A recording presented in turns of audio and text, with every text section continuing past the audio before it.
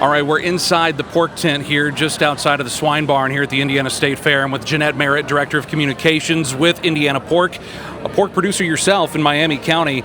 Jeanette, I just want to point out to people, this is one, I mean, there's food everywhere here, right? There's food everywhere, people enjoy it, but this is one of the few places around the fair that if you come eat here, it directly benefits Indiana farmers. It really does. You know, we work for 2,200 pig farmers around the state, and the checkoff dollars that our farmers pay, do the marketing for this tent, help us create these delicious menus and these food items. And then the money that, you know, we make here, we're able to put back into programming to help our farmers as they are working with their lawmakers, doing different things when they're building barns and needing some help in a county level. So the money here goes directly back into our industry and help to support the Indiana pork community.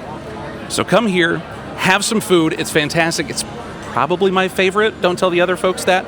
So we've got some of their great dishes here. Jeanette, I'm going to let you kind of describe some of them while I do a little bit of a taste test here, okay? Because this one I'm intrigued by. You guys do this little fun thing. Every year you kind of come up with this new dish. This one is this year's. Explain it here. Indiana State Fair puts on a competition every year called Taste of the Fair, where they encourage food vendors to come up with a different food item, and then, you know, we compete for votes out here on what the favorite one is. So this is now your new favorite. This is called our Cornbread and Que. Our most popular sandwich is our pulled pork sandwich. So we took our pulled pork off the bun, put it on top of 2 pieces of cornbread, and topped it with hot honey.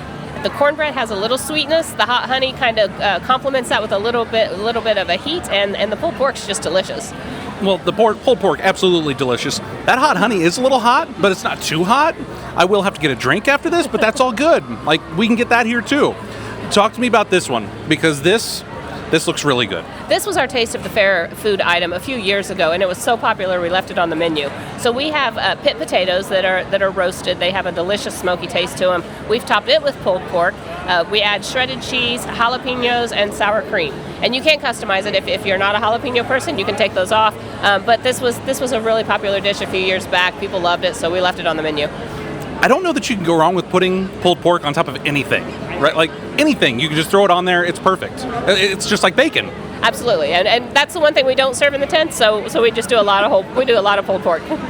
And then we have the Old Faithful here. We've got just the pulled pork sandwich, which everyone enjoys. This is our most popular sandwich. This and the pork burger, they're our number 1 and 2 item. Everybody loves our pulled pork. It is a great barbecue sauce-based sandwich, and it's just been around forever.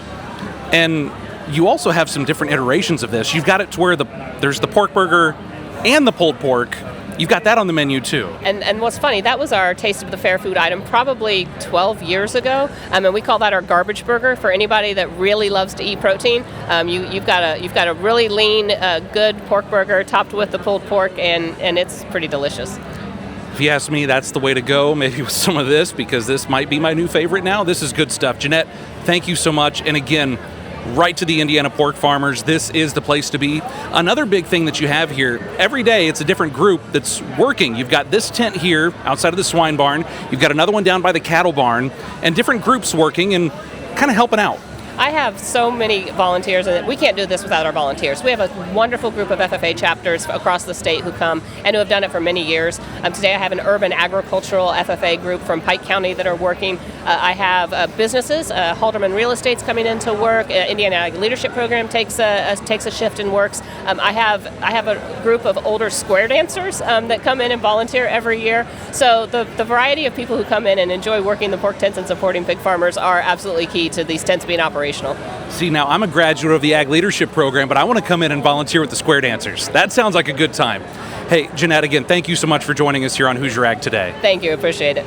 Come to the pork tent, get some food. This is the good stuff. I'm Pfeiffer, Hoosier Ag Today, Indiana's Farm Network.